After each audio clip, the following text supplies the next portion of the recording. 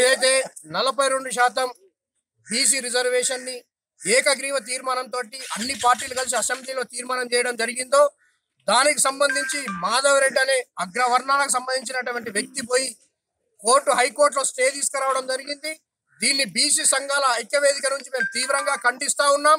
అలాగే దీనికి సంబంధించి బీసీ సంఘాలు అన్ని కూడా తెలంగాణ రాష్ట్రంలో ఆర్ కృష్ణయ్య గారు, అలాగే జాజుల శ్రీనివాస్ గౌడ్ గారు, అలాగే రాజారాం యాదవ్ గారు ఆధ్వర్యంలో అన్ని కుల సంఘాలు కలిసి ఒకటిగా ఈరోజు 18వ తారీఖు తెలంగాణ రాష్ట్ర వ్యాప్తంగా కూడా బీసీ రిజర్వేషన్లకు మద్దతుగా ఈరోజు బంద్ను పిలుపునివ్వడం జరిగింది.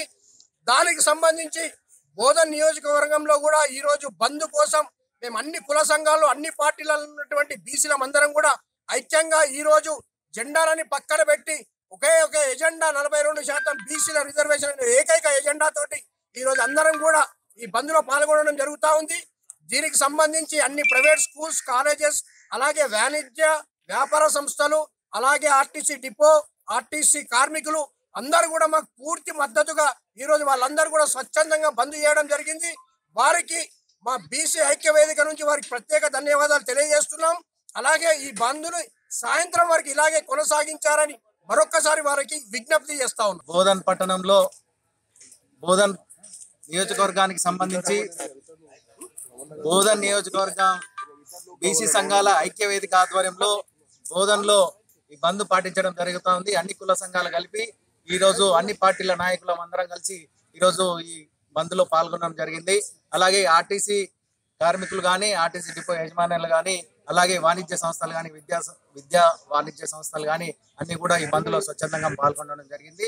వారికి పూర్తి స్థాయి ధన్యవాదాలు తెలియజేస్తూ, అలాగే మేమెంతో మాకంతే అని చెప్పేసి ఈరోజు ఈ నినాదంతో ముందుకెళ్తా ఉన్నాం.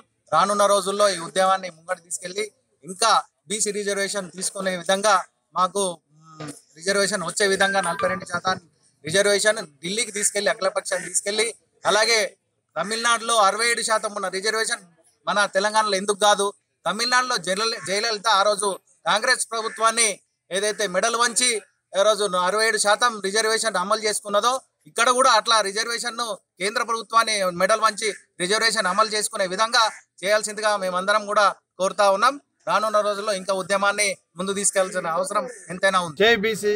ఏదైతే తెలంగాణ బంద్కు మా యొక్క తెలంగాణ సంఘాలు ఏదైతే బీసీ సంఘాల ఆధ్వర్యంలో బంద్ తలపెట్టారో అందులో భాగంగా మా బోధనని కూడా ఈరోజు మేము విజయవంతంగా నిర్వహిస్తున్నాము. దీనికి సహకరించినటువంటి విద్యా సంస్థలు కానివ్వండి, పెట్రోల్ పంపులు కానివ్వండి, వ్యాపార వాణిజ్య సంస్థలు కానివ్వండి, ఆర్టీసీ గారి వారికి అందరికీ కూడా ప్రత్యేక ధన్యవాదాలు తెలియజేస్తున్నాము.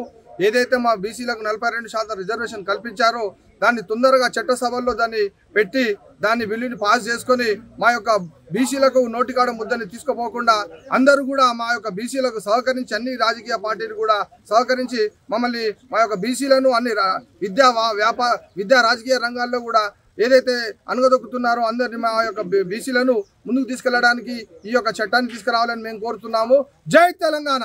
తెలుగులో ఫాస్టెస్ట్ న్యూస్ ఇప్పుడు కొత్త అవతారంలో 5 సెకండ్లోనే పూర్తి వార్తా సమాచారం మీ చేతిలో. సోషల్ మీడియా ట్రెండ్స్ మీ కళ్ళ ముందుకే live TV and voice search options తో ఇప్పుడే డౌన్లోడ్ చేయండి. యాప్ లింక్ డిస్క్రిప్షన్ లో ఉంది.